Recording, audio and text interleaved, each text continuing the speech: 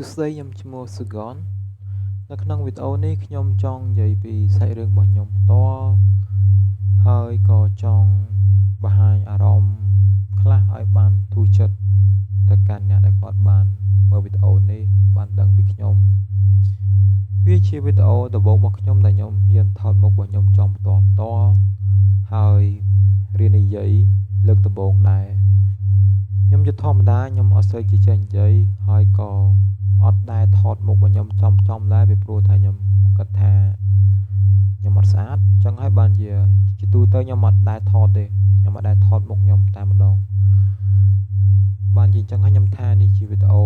លើកដំបូងរបស់ខ្ញុំបំផុតនិងការរៀនរបស់ខ្ញុំលើកដំបូងរបស់ខ្ញុំដែរប្រធានបទដែលខ្ញុំចង់លើករបស់និយាយរឿងហ្នឹងឥឡូវហ្នឹងគឺថារឿងដែលខ្ញុំបានជួបកន្លងមកហ្នឹងវាមានរយៈពេលយូរដែរហើយគឺ5ឆ្នាំហើយដែលខ្ញុំកើតជំងឺ depression ហើយក៏ខ្ញុំអត់ដឹងថាខ្លួនឯងថាកើតជំងឺមួយនេះដែររហូតមកដល់ឥឡូវឆ្នាំ2026នេះទើបខ្ញុំស្វែងរកខ្លួនឯងហើយដាស់ខ្លួនឯងទើបខ្ញុំដឹងថាកន្លងមកខ្ញុំកើតជំងឺបាក់ទឹកចិត្តខ្លាំងមែនទែនព្រោះតែខ្ញុំអត់មនុស្សជុំវិញខ្លួនរបស់ខ្ញុំអត់មានវិណាគេដែលគេបានយល់បានដឹងពីខ្ញុំច្រើនទេពីព្រោះតែធម្មជាតិរបស់ខ្ញុំជាមនុស្ស introvert ធម្មជាតិបង្កើតខ្ញុំមកគឺបែបហ្នឹងហើយខ្ញុំពិតជាអត់ចូលចិត្តដែលខ្ញុំកើតមកជាមនុស្ស introvert អត់សូវមានតំណែងខាងក្រៅហើយចំណាយពេលទៅក្នុងបន្ទប់ស្ទើរតែមួយជីវិតរបស់ខ្ញុំតាំងពីការនៅរៀនរហូតដល់ចប់វិទ្យាល័យក៏ចរិតរបស់ខ្ញុំមួយនេះនៅតែបន្តដដែលខ្ញុំមានភាពខ្មាស់អៀនច្រើនហើយអត់សូវជាចេះនិយាយនៅក្នុងមនុស្សច្រើនទេគឺខ្ញុំអត់ចូលចិត្តខ្លួនឯងដែរខ្ញុំមានចរិត introvert បែបហ្នឹងគឺខ្ញុំចង់ផ្លាស់ប្ដូរក៏ប៉ុន្តែខ្ញុំពិបាកនៅតែខ្ញុំនៅតែចរិតរបស់ខ្ញុំគឺផ្លាស់ប្ដូរអត់បានអញ្ចឹងហើយបានជាខ្ញុំជួបផលវិបាកច្រើនមែនតើនៅពេលដែលខ្ញុំជាមនុស្សប្រភេទបែបនេះតាំងពីខ្ញុំឥឡូវខ្ញុំសូមនិយាយពីរឿងអតីតកាលរបស់ខ្ញុំកាលនៅរៀនរហូតដល់ចប់វិទ្យាល័យខ្ញុំសូមរំលឹកបន្តិចកាលខ្ញុំនៅរៀននោះគឺវាមានរឿងច្រើនដែលបើខ្ញុំនិយាយនៅក្នុងវីដេអូនេះវាកាន់តែយូរអញ្ចឹងខ្ញុំចង់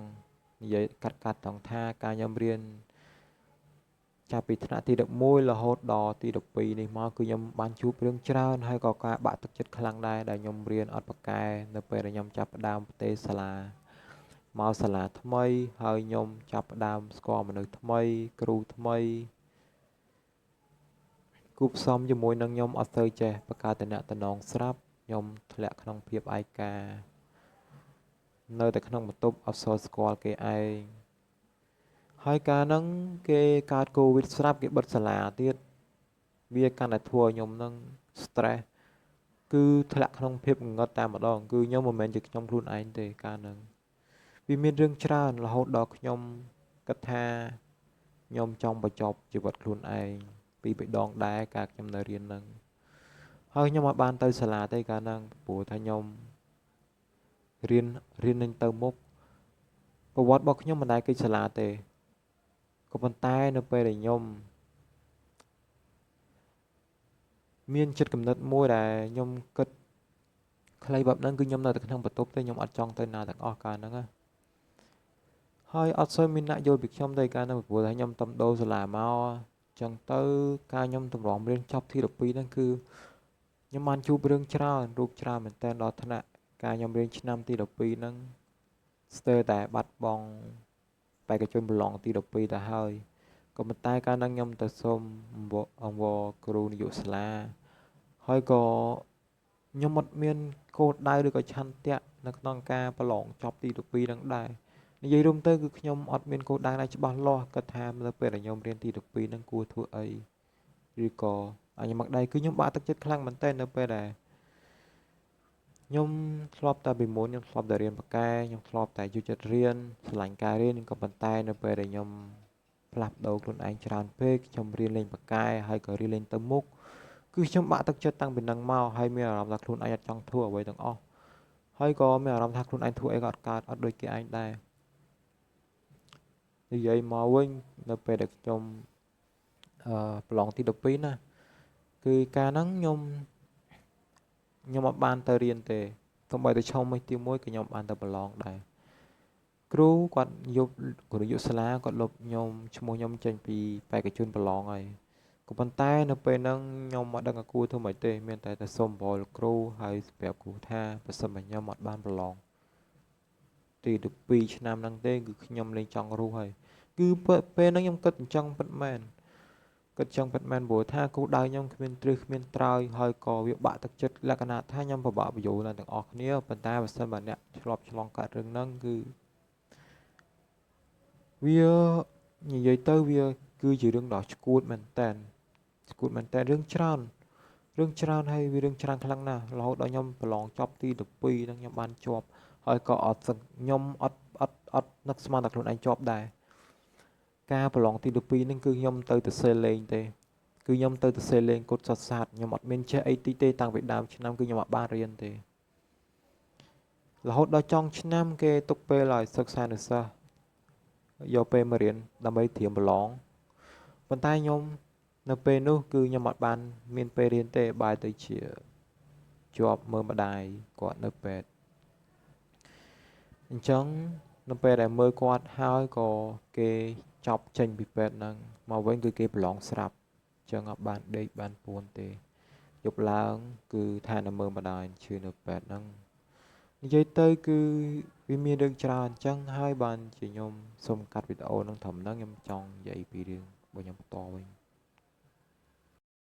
ខ្ញុំសូមកាត់វីដេអូមកដល់ត្រង់នេះវិញពីព្រោះថាខ្ញុំគិតថាខ្ញុំនិយាយខុសប្រធានបទគឺនិយាយទៅវែងឆ្ងាយខ្លាំងមែនទែនអ្វីដែលខ្ញុំចង់និយាយនៅក្នុងវីដេអូនេះគឺថាគោលដៅរបស់ខ្ញុំនិងចំណងរបស់ខ្ញុំរាល់ថ្ងៃនេះគឺខ្ញុំធ្វើការហើយក៏រៀនដែរក៏ប៉ុន្តែខ្ញុំមានអារម្មណ៍ថាខ្ញុំអត់តរកឃើញខ្លួនឯងហើយក៏មិនថាធ្វើអីក៏ដោយគឺខ្ញុំអត់មានចំណងថាចង់ធ្វើវាទេធ្វើវាដោយអត់មានព្រលឹងប្រលះក្នុងកាយលក្ខណៈថាគឺថាខ្ញុំអត់ធ្វើអីដែលខ្លួនឯងស្រឡាញ់អញ្ចឹងខ្ញុំអត់ដែរធ្វើអីលះទេអឺអ្វីដែលខ្ញុំចង់និយាយនៅក្នុងវីដេអូហ្នឹងគឺថាអឺសូមសុំទោសគឺថាខ្ញុំអត់សូវច្បាស់និយាយអត់សូវចេះនិយាយចឹងខ្ញុំសូមរនឹកសិនអ្វីដែលខ្ញុំចង់និយាយហ្នឹងគឺថាខ្ញុំចេញវីដេអូហ្នឹងមកដើម្បីតែលួងចិត្តរបស់ខ្ញុំខ្លួនឯងហើយមួយទៀតគឺខ្ញុំរៀនធ្វើវីដេអូលើកដំបូងហើយគោលអ្វីដែលខ្ញុំស្រឡាញ់ណាមកដល់ឥឡូវហ្នឹងគឺខ្ញុំមានអារម្មណ៍ថាខ្ញុំជួយចិត្តការថតហើយខ្ញុំជួយចិត្តធ្វើវីដេអូក្រៅពីហ្នឹងមិនថាការងារឬក៏អ្វីខ្ញុំអត់មានអារម្មណ៍ថាចង់ធ្វើហើយក៏អត់មានចំណង់ថាចង់ធ្វើដែរគឺភាគតាំងពីដើមឡើយគឺខ្ញុំជួយចិត្តថតតែប៉ុណ្្នឹងអញ្ចឹងហើយបាននិយាយក្នុងឆ្នាំ2026នេះគឺខ្ញុំមិនចង់បាក់ទឹកចិត្តហើយអត់ទាន់រកឃើញផ្លូវខ្លួនឯងត្រូវដើរគោលដៅខ្លួនឯងត្រូវដើរទេអ្វីដែលខ្ញុំចាប់ផ្ដើមដំបូងគឺខ្ញុំចង់ថតវីដេអូមួយនេះហើយនឹងបន្តដំណើរជីវិតរបស់ខ្ញុំនៅពេលដែលខ្ញុំជួបអីគឺខ្ញុំថតវីដេអូផុសចូលទៅក្នុង social media អ្វីដែលខ្ញុំធ្លាប់ជួបនឹងការស្វែងរបស់ខ្ញុំដែលជួយចិត្តថតអញ្ចឹងខ្ញុំមានតែប៉ុណ្្នឹងហើយតែចង់និយាយបាយបាយ